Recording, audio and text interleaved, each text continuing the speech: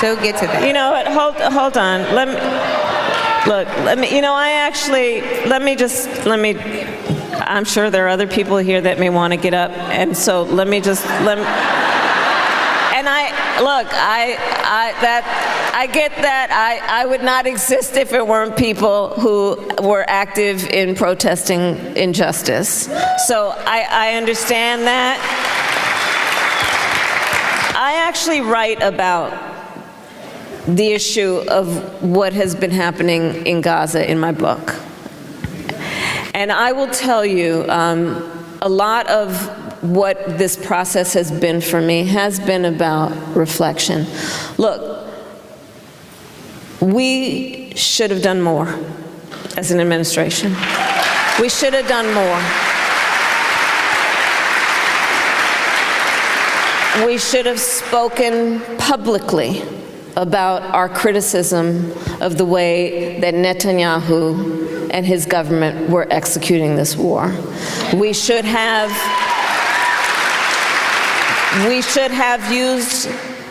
had more levers in terms of leverage that we did not use. And I write about this in the book.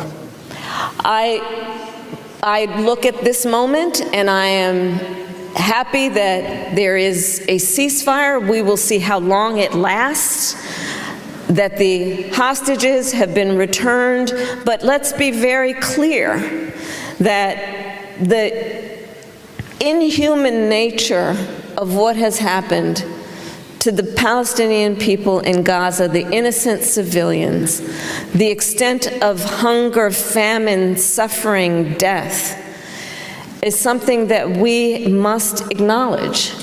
And I recognize that. What's wrong with that? I'm passionate about stuff. I don't wish you would do anything. I can't control you. Hi, everybody. Thanks for being here. This is Kamala Harris, and I just want to say I'm sorry. I'm sorry that we let you down. We let down the American people. And you know what? That was my fault. So I'm going to commit seppuku right here, live, on stage. No. Don't try to stop me. I've been reading about the samurai, and Why did samurai commit seppuku, by the way? Do you know? I think it's like deep shame. Deep shame? But shame about what? You're a samurai. When you act like a poo-poo head, you have to kill yourself. So that's what I'm going to do. Goodbye, everybody. It was an honor to serve you. 3 people are on my shit list this week. Kamala Harris, Michelle Obama, and Harriet Tubman. I actually read some stuff about her. Some really bad... No, I'm just kidding. I think she's fine. There's probably... Nobody's perfect. She probably had some kind of like weird, She probably had some weird sex thing she was into. But anyway, so then, okay, so now, all right, in this little scenario, right? Kamala's gone. Now, Michelle Obama gave an interview recently, and she said, well, as we saw in this past election, sadly, we ain't ready. That's why I'm like, don't even look at me about running, because you all are lying. You're not ready for a woman. You are not. So don't waste my time. Everybody wants me to run. Well, you guys just showed us that you're not ready. So, I ain't coming to save your ass. So, okay. And then everybody in the room starts clapping. Everybody in the room starts clapping and like hooting and hollering and clapping like seals because they get to go, yeah, that's right. Yes, we are a bunch of fucking losers. Whoa, everyone hates us. It's hard to wrap your head around. No, that's true. Thank you for vindicating how I feel, which is that I'm a loser, I'm ineffective, and that's it. Nothing we can do. But somebody is probably going to approach her to run for president, and it's going to be interesting to see. It's going to be interesting to see what she does. But what if Michelle Obama ran and she was like, I'm going to expose my homosexual husband? She would get divorced, then you'll have the single, then you'll have you'll get the girl bosses, right? She should do like a Melinda Gates to Melinda French thing. Yes. Michelle, I don't know what her maiden name is. Michelle Not a Man. Go back to her. Go back to your maiden name, Michelle Notaman, right? And then so get divorced. So you'll have the girl bosses, you'll have the feminists. Then throw the white boys, throw the leftists and the white boys a bone, and just say that you're anti-war, right? Then you'll get maybe even the libertarians. She said my gay husband was beating the shit out of me. But now I'm divorced. Now I'm divorced, baby. Now I'm divorced. Woo! And then for the far right, say I'm going to expose my gay husband, and then you'll win. But I don't see that happening. They'll probably. But I was imagining like her running for president and then picking a running mate, and imagine for some reason like she picks. I'm like, who's the worst person she could pick? And I'm like, she'd probably end up picking like the lady who shot Selena. That was just making me laugh. That was making me laugh this morning in my car when I was moving the car. Selena was like this big, like all the Latinas like love. Yeah, they they worship her almost. They might even love her more than they love like Jesus. I think if you had a poll, if you were trying to elect like the president of Mexico, and it was Jesus versus Selena, I think it'd be like a very, very close race, and maybe Jesus would edge her out. But they like love, but she's also very talented. I texted Alejandra one time as a joke. I said, I don't really get Selena, and she sent me this like this like page long stuff of how great Selena was. So, but and then the president of her fan club shot her because she was embezzling money from the fan club. So that would be Michelle's running mate. Anyway, we got some big news that we want to get into. So we got a real bombshell, everybody. We got a real bombshell report that came out this week, and it's that Donald Trump might be a sex trafficker. Doesn't look very good. Doesn't look very good for the president of the United States. I think that maybe I don't know. I mean, I don't know how you feel about this stuff, but we've been paying attention to this. I mean, Epstein has been in the news, right, for like 6 years. It's Epstein. Oh, Epstein got arrested. Oh, finally, Epstein got arrested. There's little like victories here and there. Prince Andrew was recently stripped of his titles. They, I guess that's good. They kicked him out of the palace. But all of this stuff, there's not anything. I feel I'm a little hesitant to talk about it because there's not really any new information. Everything is kind of like well known. Everybody who was on the flights, there's no new people. But then I guess today Congress is voting on like a measure to release the files, is what I've heard. And what I've heard is that there's a couple of Republicans who are like saying like we have to release the files. And then Trump is saying like, don't release the files. And then I'm like, what's in the files that we don't know already? Is it going to say like Alan Dershowitz did take off his underwear? No, actually it was Matt Groening and the voice of Homer that were on the flights. I guess Matt Groening was on the plane or whatever. But I guess what I keep thinking about is like, well, first of all, it's almost like the way the media has told this story, it does kind of sanitize it a little bit. We got to stop with this sex trafficker thing. That word is so tame, sex trafficker. It doesn't even sound illegal or like wrong. You know what I mean? Yeah. Have you ever? And I was thinking about like the New York Times is still calling him a disgraced financier. Mm-hmm. But then what is a financier? Exactly. Like, what is it? No one knows. Yeah. Because he was like a money manager. That's what everybody said that he was. Yeah. They were like, he did tax prep. And well, Peter Thiel was like, I met with him to discuss taxes. That's everybody though, right? Right. But one of the emails, Jeff Epstein emailed Thiel, that was fun. See you in 3 weeks. Like, who's having fun doing taxes together? Yeah. Right. That was so much fun. Right. So everything is like just so in front of our face. For years, the whole like QAnon crowd, like, they're decoding these different symbols and like these are the code words and here's the matrix and here's this is what this means, and when they say this, it means this. Yeah. And like in the emails, it's like Jeff Epstein's like, thanks for the sex trafficking. Yeah. Donald, that was so fun. They don't even say sex trafficking. Like Epstein doesn't even say sex trafficking. It's like the media does him the courtesy of saying sex trafficking when he's like, yeah, when he might as well be like, I had fun raping children with you this weekend, Donald. Now I want to think about like what, because there's something about sex trafficking where it almost sounds like the girls are already like in the crate with air holes poked in it, and you're just kind of like, you know, you're just like going like this. It's such a misleading term. It's almost like there's a truck full of girls in the back, and you're just the guy holding the sign at the construction site, and you're just like waving the truck through. That's what sex trafficking sounds like. That's not what Epstein and Ghislaine were doing. And this is what I was thinking about today. Have you ever, I mean, I guess maybe it's a little different for me, but have you ever gone into like an ice cream shop, right? And there's like a teenage girl working behind the counter, and you walk in, you go, oh, good for, you know, you go, oh, good for her. Like my thoughts are, okay, I'm going to this ice cream shop. There's 3 teenage girls behind the counter, right? And I go, yeah, can I try the cookies and cream? And she goes, yeah, sure. And she gives it to me. And then I go, all right, let me get a cup of that. Let me get a cup of that cookies and cream. And you're like, this girl, you know, she's young and she's friendly, and I'm going to be really nice, right? I'm going to be really nice, and I'm going to be pleasant. And this might be her first job. She's probably in school. Let me be the customer who like gives her a good experience, and don't be difficult, and don't be, because I'm sure there's assholes that she has to deal with, right? So yeah, hey, thank you so much. Oh, that's great. Have a good day. Maybe I'll make some, I wouldn't even really make conversation, really. Let me stick $1 in the tip jar, and I'll see you next time. Okay.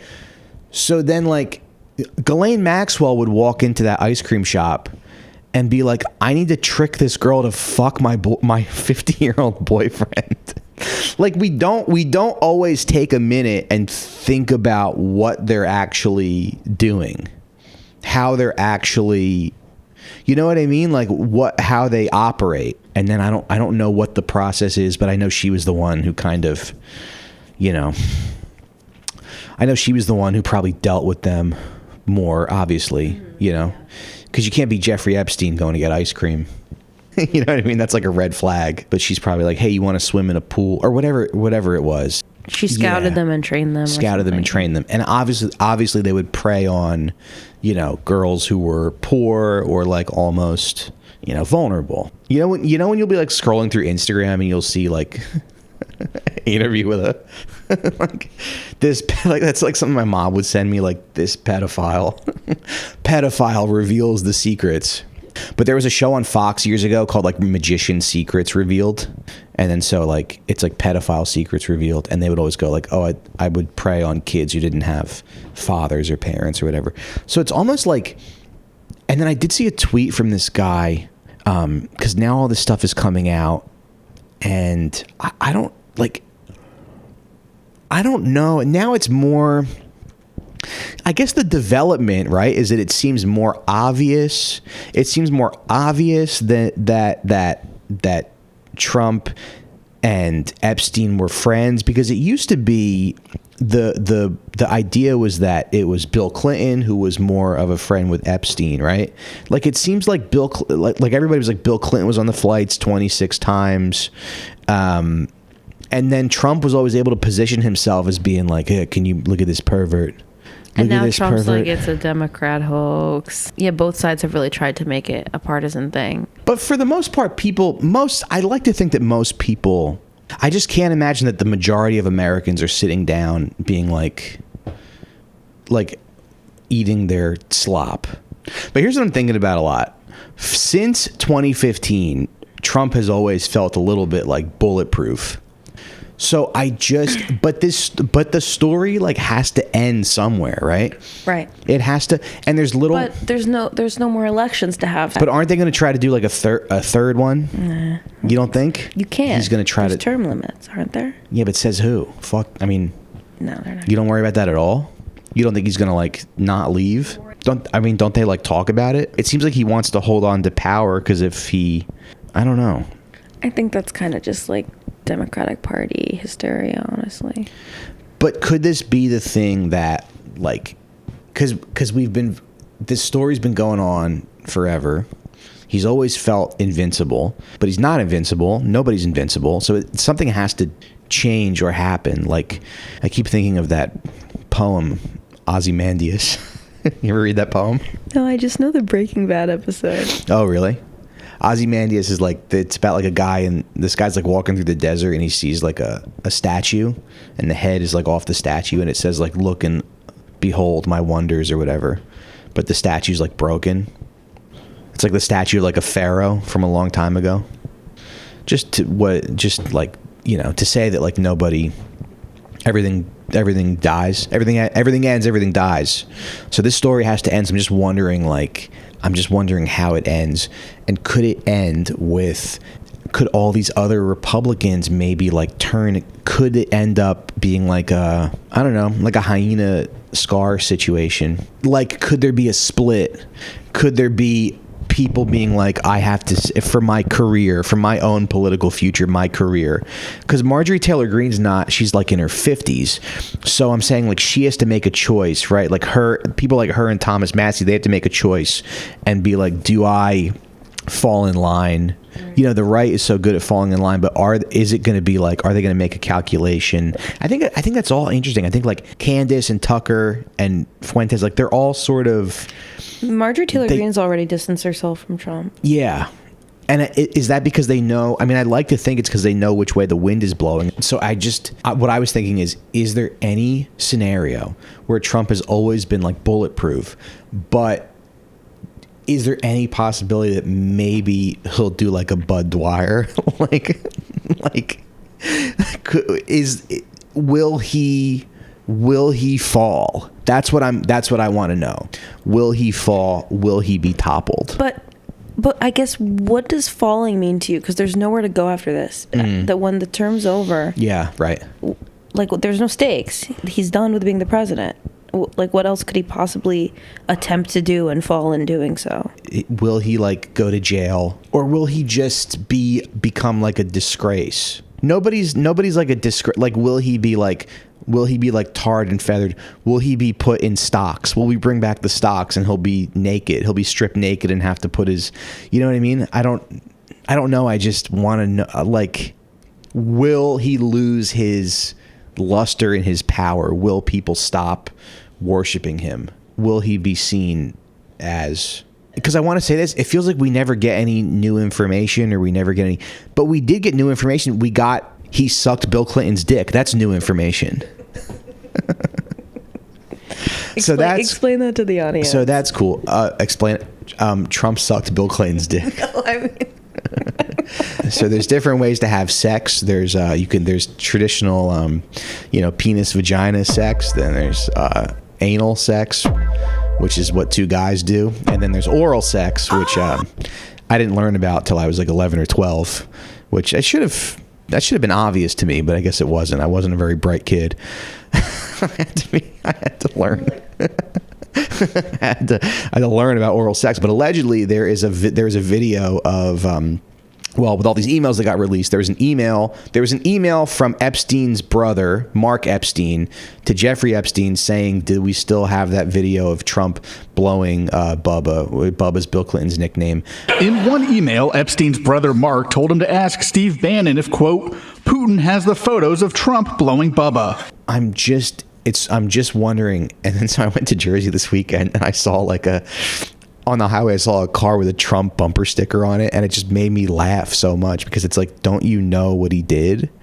Like, if we ever, and obviously this will never happen, but if we ever get definitive proof Trump sucked Bill Clinton's dick, they're going to have to teach it in like history books. Like, you're going to have to learn about it in 9th grade history, or you're not going to learn the full story of America, because it really is such an important moment, because it changes everything. It changes everything. It's like finding out about Building 7. Once you know that Donald Trump sucked Bill Clinton's dick, you cannot. But see, this is my problem with media, right? Because it used to be the idea of like a journalist from, I don't know, whatever it was, maybe 50 years ago, right? Like, I thought journalists are people who go like, oh, that's a great story. We gotta chase that down, right? Isn't that what a journalist does?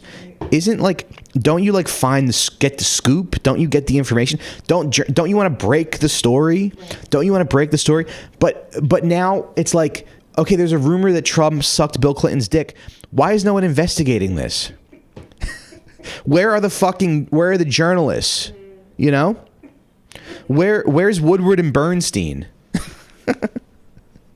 Couldn't somebody, and this is why I'm like, it bums me out when I think about the country that we live in. We live in this like rotten, this like bloated, rotten, there's not even anybody. Why does that come out and then everybody's like, that's not true? Why is Alex Jones going, that's not true? No, I don't think so. Why is everybody covering, you know? What is journalism then? What were they talking about? Okay, fine. If it's ridiculous and it's not true, what did they mean? Right. It's almost like it's not even really like capitalistic, or it's like we don't really even have capitalism if like you would think that would sell papers or sell subscriptions or whatever. I mean, do you remember when Rachel Maddow, like in 2017, she was like, we have 2 pages of Trump's tax returns, and everybody like tuned in, myself included, because I was a fucking shitlib cuck. I was a shitlib cuck bitch, and I thought that like this would be something because I was more or less new to politics, and everybody was excited, and she just like talked for 20 minutes and then it was nothing. I mean, even that feels different than like why I don't understand why this is not being investigated. It's almost like the idea of capitalism is that if you have something or something new that like serves the market, or like that's what people who are capitalists will tell you, right? But there's not even like competition really. There's not even like another media company being like, we'll do it. Let's, you know? And it's just such a bummer. It just feels like the world is like stuck, you know? As the little guy who's like, yes, I will investigate if Trump sucked Bill Clinton's dick. That's you, Mike. But I'm not a journalist. I don't have any skills as a journalist. No, that's what they want you to think. They want you to think they have some sort of special, unique skill set. You can do this. Yeah. You can ask questions and search for the answers. Right. And report the answers that you find. Right. It just seems like journalists have like they have access to more information. You would develop your own sources and stuff. Sources, yeah. But what we're talking about here, you have a great starting place, which is the trove of emails. And then you can go start to talk to the people in these emails and try to hunt them down. What is it, Mark Epstein? That's the brother's name? Yeah. That's the problem, though. The journalists who work at the papers that are run by big capital, like the New York Times or whatever, those are the ones that people like Mark Epstein would even think of talking to. They would talk to, or they wouldn't? They would. Like, the powerful organizations have more access than, Mike Racine's gumshoe reporting outfit. Right. But I probably could do it. We should have him on the pod. Everybody likes to do podcasts. Everyone, people like to come on the pod. We should have a second pod, distribute a couple fake episodes where you talk about how Israel's amazing, and then we just try to get guests onto that show. Perfect. We could do an episode on like why Bitcoin's cool. Just do some really boring apolitical stuff. Yeah. Now, if there is a video, then people are gonna dismiss it, obviously. But that's what my mom said when I brought it up. She's like, well, what if somebody said that about you? What if someone said you did that to Bill Clinton? I'm like, how dare you even imply that? I'm your son.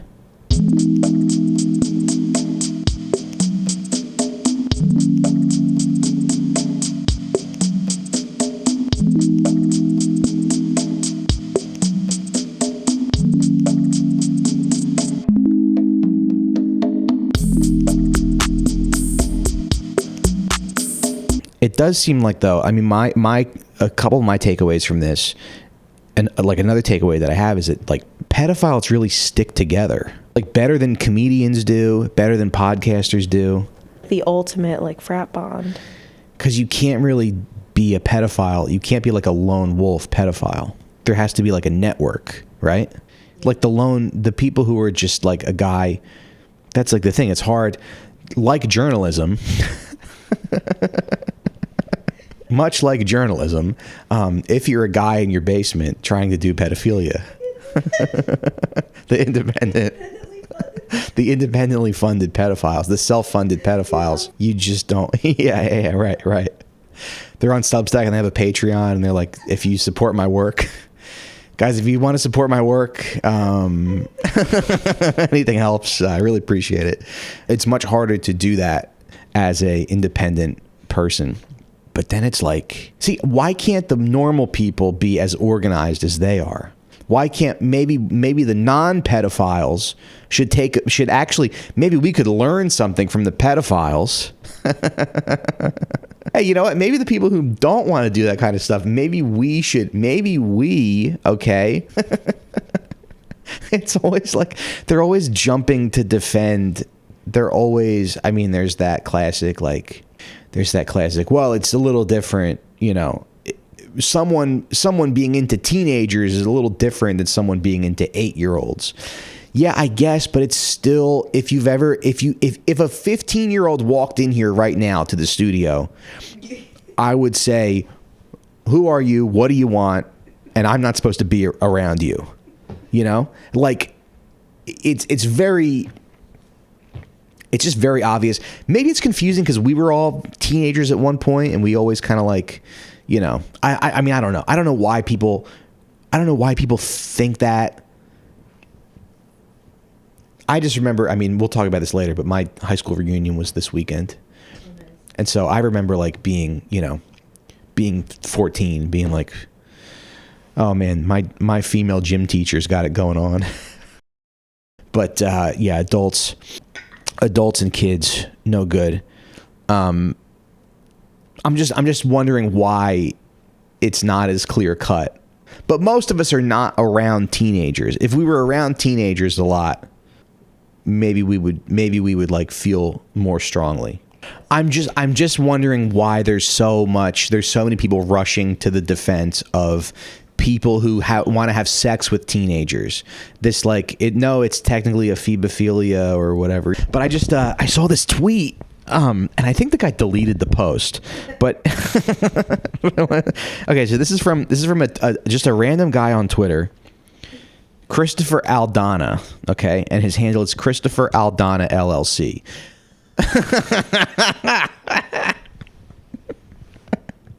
Now you read this and you're just like, what's your LLC?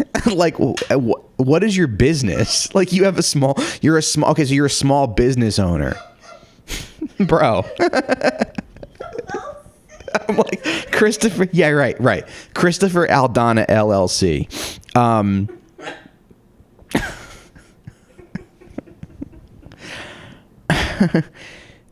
Like, do you have like a pool cleaning company or something? Like, I'm just saying, like, imagine you're like, oh man, we really need to get our gutters cleaned. Oh, look at this.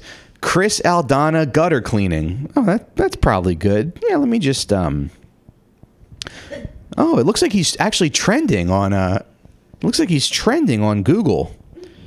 Yeah, I talked to him on the phone. Yeah, he gave me a pretty good quote to clean. He said he wanted like $250 to clean the gutters. That's a good price, right? Yeah, he said $250 he'll clean all the gutters. And then let's see. At age 22, as a first-year teacher, I engaged in a consensual encounter with a 16-year-old who was not my student. There was no force, coercion, or predatory intent. Why is he tweeting this? He's not a famous guy? No. Who asked? No one asked. Because pedophiles look out for each other more than non-pedophiles do. That is like the tragedy. The left should kind of learn from pedophiles about organizing. like I don't understand. Like everybody is mad. The whole country. Listen, I have a good friend of mine. He's like pretty far right. And he reached out the other day. He goes, it's crazy that like this country can't agree on anything except like we don't like Israel. And then I'm going to add to that and say we don't like pedophiles. We're kind of against, for the most part, we're against sex trafficking. It's almost like there should be a realignment. We're still gonna have a two-party system, but it's just, how do you feel about Israel and child molestation, and then how do you feel, and then the other side, and those are our two political parties. And one party is Michael Rappaport and Bill Clinton, Alan Dershowitz, and they have a convention, and there's like 12 people who showed up because. But then our convention, there's going to be like 300 million. I hope to God. All right. I engaged in a consensual. All right. At age 22, as a first-year teacher, I engaged in a consensual encounter with a 16-year-old who was not my student. There was no force, coercion, or predatory intent. Because I was employed as a teacher, the conduct was classified as a Tier 3 sex offense and requires lifetime sex offender registry placement. But you were allowed to register your LLC. But then why is that behavior so normalized? Like Jerry Seinfeld and his 17-year-old girlfriend, Elvis married, like Elvis and Priscilla when she was Jerry Seinfeld, 14. that would be another figurehead of the pro-Israel. He would have to run for president for that party if they needed. I mean, he's maybe the most likable person that would be in that party. Yeah. That'd be awesome. And then there'd be no more. Just imagine there's two parties. Imagine there's two parties. One is Israeli pedophiles and the other one's everyone else. No more arguments at Thanksgiving. Except with that one uncle. But then you could just kick him out because he's an Israel-loving pedophile.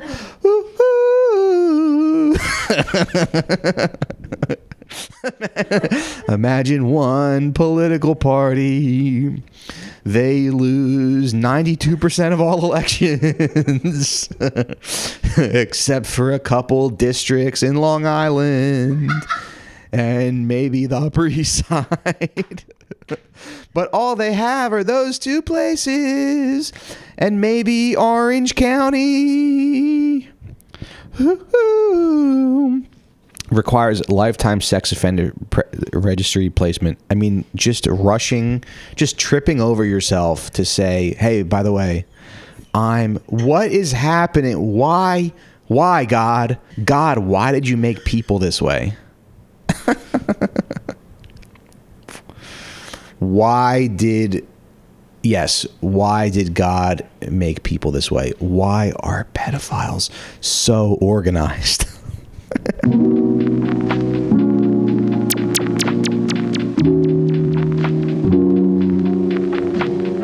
Okay, so Michelle, what are your other takeaways from all this? I guess mine is like, yes, pedophiles are organized, people are not, but Occupy Wall Street was interesting because all it took was a few people to like go to the park, and then it happened all over the country, and then they were like, we got to do something about this. I'm just wondering, like, could there be like an Occupy Epstein?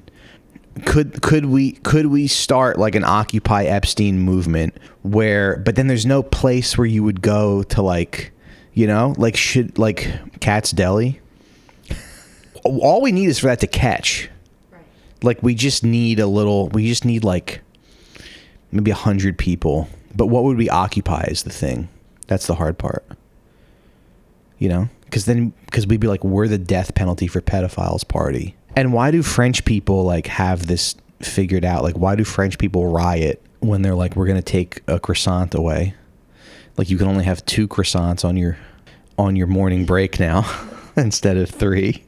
You can only have 2 government provided croissants.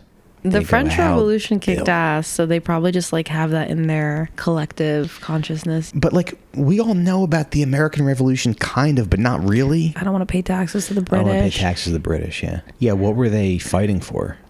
Independence? Yeah, independence from the British. From the British. And then it's also like, I would imagine that it wasn't, like, you hear all these stories about the British doing all this really brutal stuff.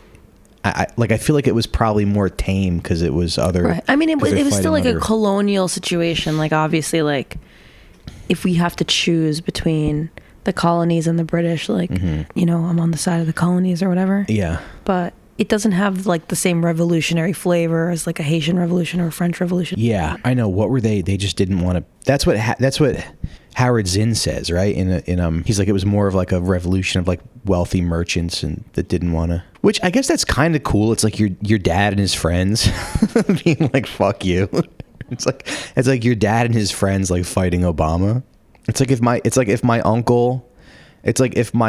dad and my uncle and a bunch of their friends started doing suicide bombings, and I'd be like, wait, why? Because over 2%.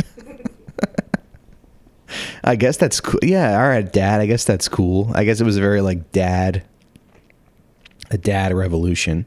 Any other takeaways for the Epstein stuff?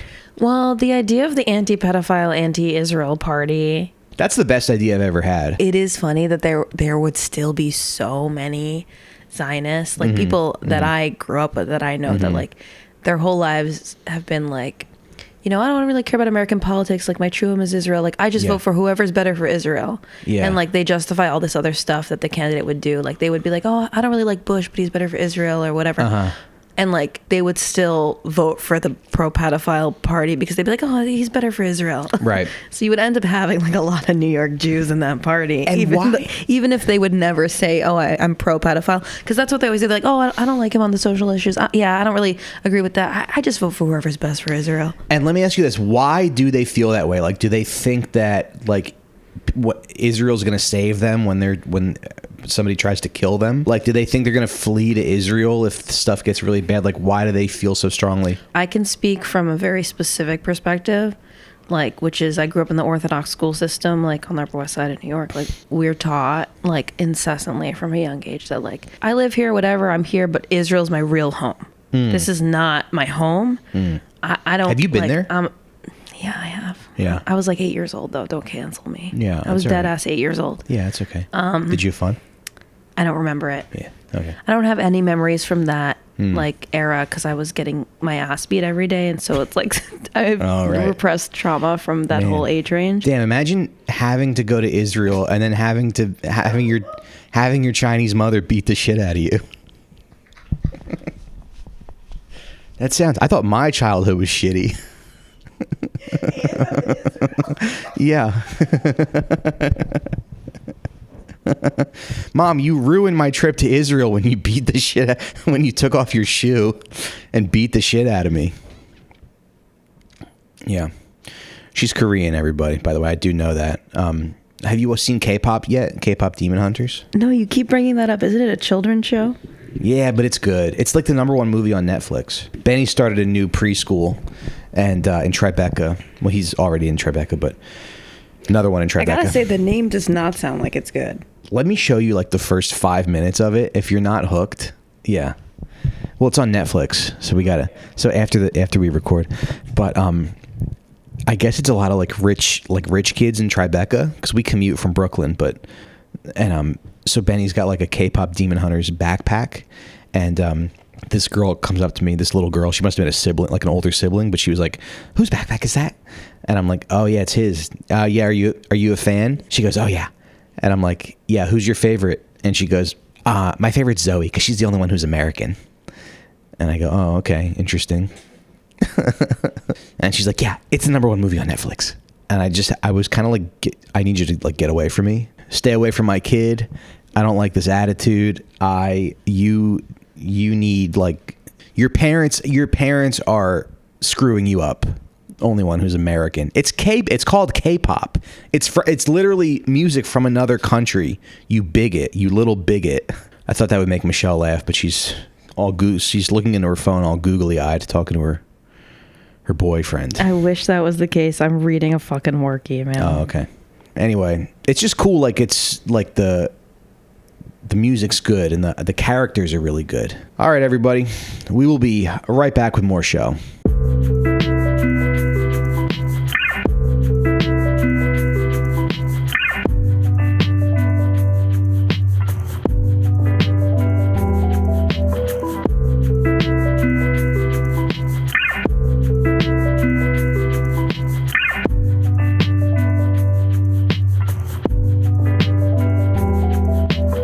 any other takeaways from the Epstein stuff?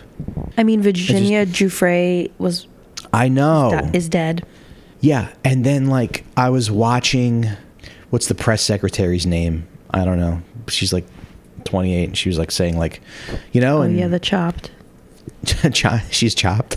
That's the meme that's going around, is that like, 28 can look so different, and people are comparing her to like other 28-year-olds, right? Because she looks very old. Yeah, I wouldn't say she's ugly, but she definitely doesn't look 28. Right. And they're saying she's chopped. Yeah, but I think it's good not to equate youth with beauty for Epstein-related reasons. Yeah. But then she was like saying something like, well, you know, when we got this, you know, Prince Andrew was removed from his duties because of Virginia Giuffre's testimony. May she rest in peace. And it's like, yeah, you can't tell this story without bringing her up. You can't even talk about this stuff without mentioning her, because she's like the most prominent accuser. And you can't mention her without mentioning that she's not alive anymore. Just like you can't mention Epstein. Like, do these people have any? How do these people feel when they say Epstein, who died by suicide in 2019, or they go Virginia Giuffre, who died by suicide, and who died by suicide in 2025? Like I wonder what that does to you, knowing everybody knows. Everybody knows what's a suicide and what's not a suicide. You can't ignore that she's an accuser who is now deceased. Right. You can't ignore that. So she's the one that said Ehud Barak raped her. Is she? Yeah. Yeah. She was apparently like pleading with Epstein, like, please don't send me back to him and all this stuff. But they said that about Trump too, right? Didn't they say that about Trump? They were like weren't there girls that were like, I don't want to be in the room. They asked Jeffrey Epstein, like, don't put me in a room with him. I don't know what you saw. What I saw was an email, someone emailing Epstein like, hey, I'm at your door, but I'm not going to come in. I'm going to wait for my time because I don't want to walk in and see Trump. There was also a thing where Epstein was like, he's the most evil person. There was some email where he said he's the most he's like pure evil, which is odd, but also like, is that right? But like, is that true? Because at least if he is the most evil person, then that's interesting, because he is very charming. Like, you can't be that evil if you have a little bit of, I don't know, charisma. Yeah. Hitler, though, they always say he was so charismatic. Do they? That's what they always say. That's what I was taught in school. Like, how did he rise to power? Because he was so charismatic. Right. It's obviously very reductive and rudimentary, and it's a child's understanding of the world. Like, he didn't rise to power because he was charismatic. Right. Obviously, that probably was a factor, but he also rose to power because there was a lot of industry behind him. Yeah. No, I've just never seen a Hitler clip and being like, oh, cool, I want to see more. Like, where is charismatic Hitler? I saw some. Sometimes because I don't spend a lot of time on YouTube Shorts. Yeah. Like on TikTok, they know what to show me, but on YouTube Shorts, they don't know me yet. Yeah. So like every now and then, I'll get some like far right shit, and it'll be like, there's a reason they never translated his speeches, and it's like a Hitler speech, and it's like all the comments are like, yeah, he's talking sense. I know. I wonder why they don't teach this in history books. Yeah. Right. It's like Hitler talking about pizza or something. Yeah, but I haven't looked into that. But I've also never. I mean, he's always screaming. He was just a screaming feminazi. There's nothing alpha about a guy who's screaming all the time. Right? Like if you knew a guy who was always screaming, when you're hanging out with somebody and they just get really mad out of nowhere, they just start getting angry. That's not like a attractive quality. It's feminine to be yelling and smiling.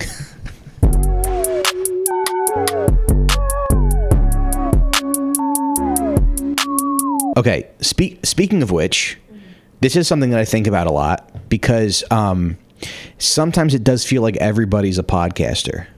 Okay, so Hitler was very feminine, right? Because he was always talking. And let's not kid ourselves, gentlemen. Let's not kid ourselves, gentlemen, and the two ladies who listen to this show. Hitler, feminine. See, this is why you never see a speech from Stalin, because he was in his office, tight-lipped, sending people to the gulag and shooting people. That's the most alpha thing you can do. Hitler was always Yeah, imagine being Hitler's girlfriend. You're like, shut the fuck up. Oh man, my boyfriend never. She's doing stand up. She's like, my boyfriend never shuts the. And everyone's like, we don't really understand that you're sort of defying the gender norms, but okay, we'll go with it. Anyway, there is a controversy happening right now. There is a controversy between a guy that I know, okay, a guy that I used to do open mics with, and his wife. There's also this is an interesting topic because it touches on the male loneliness epidemic. It touches on marriage dynamics. It touches on, people trying to be influencers, this world that we live in where everybody, yay, everybody's got a camera. You got a camera, you got a phone, you can be a star. Everybody's a star. Everybody's trying to get famous.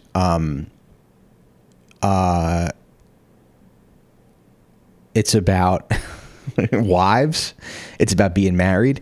Over on Patreon, we're going to talk about Akash Singh and his wife, who's trying to be an influencer. To me, this is a great topic because it's not just about there's a lot going on here. I feel a lot of things, and I feel to me what I want to address is like all these male. I want to talk about the male loneliness epidemic. I want to talk about like this kind of alpha male red pill stuff, and I do want to talk about prenups, getting married. Anyway, my wife's calling me. Let me call her right back. Let me just put her on real fast, actually. Yeah. Hi. Oh, hi. We're wrapping up. Interrupting you. No, you're not. No, we want to talk to you because we're wrapping up the first show. We're going over to Patreon right now, and we're going to talk about the Akash thing with his wife. Oh, okay, nice, great. Yeah. Do you have anything? Do you have a statement on that, Deborah? Well, my real thoughts I would never go and disrespect my husband like that. I mean, thank you, but But it does. But we are a feminist. We are a feminist podcast. Right, we are a feminist yeah, podcast, and we have to know. So most men are trash. Most men are trash, and we are. There's a lot of hoe-ass comedy fans. Yeah. Yeah. So when a wife starts acting a fool, all I can think is that doofy guy who was lucky enough to get a hot girl is doing something stupid. There might be a little bit more than just the wife acting like a fool. Yeah, that is definitely my assumption for sure. Especially since I'm not going to name names, but I was just talking to a comedy ex-wife of a successful and not hot at all comedian. Yeah. And she said the same. So you can't trust. Sometimes the wives, though, have unrealistic expectations, though. No, they don't. No? I mean, wives are not always perfect. Anyway. Maybe they are. Well, I guess I don't know. Who's perfect? All right, we're going to go over to Patreon. We'll see you patreon.com/Recine time. Thanks for listening. If we don't, we'll see you next week. And also, I got road dates coming up. I will be in New York City December 13th with my son Benjamin at 5 p.m. at the Stand. And then after that, we have Detroit and we have Minneapolis. So see you over on Patreon, patreon.com/Recine time. Bye-bye. And Deb, stay on the line. All right.